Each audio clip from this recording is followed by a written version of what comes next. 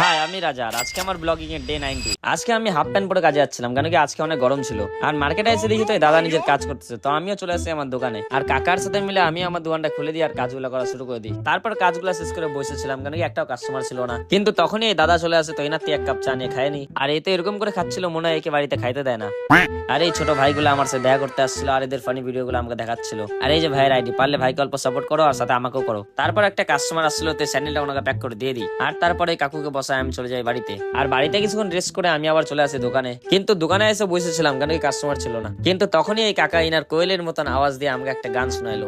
না রে না, আর পারি না, আর বলবো না। তারপর সন্ধ্যা হয়ে গেছিল, তো জলদি ঝাড়াঝাড়ি করে নি আর একটা কাস্টমার আসছিল, তো এই স্যান্ডেলটা ওনাকে প্যাক করে দিয়ে দিই। তারপর আমার খিদা পেয়ে গেছিল, তো আমি অল্প ওয়ে মাখা নিয়ে খাইতে থাকি। আর রাত্রে অনেক জোরসে বৃষ্টি পড়া শুরু হয়ে গেছিল, যার কারণে একটা কাস্টমার আসতেছিল না, তো আমরা জলদি আমাদের দোকানটা বন্ধ করে দিই। আর রাত্রে এত বৃষ্টিতে আমি বাড়ি কিভাবে যাবো ভাবতেছিলাম, কিন্তু তখনই আমার বন্ধু শক্তিমানের মতন ছাতা নিয়ে চলে আসে। তারপর আমরা দুজন চলে যাই বাড়ি। আর তোমাদের সাথে দেখা হবে নেক্সট ব্লগে। বাই।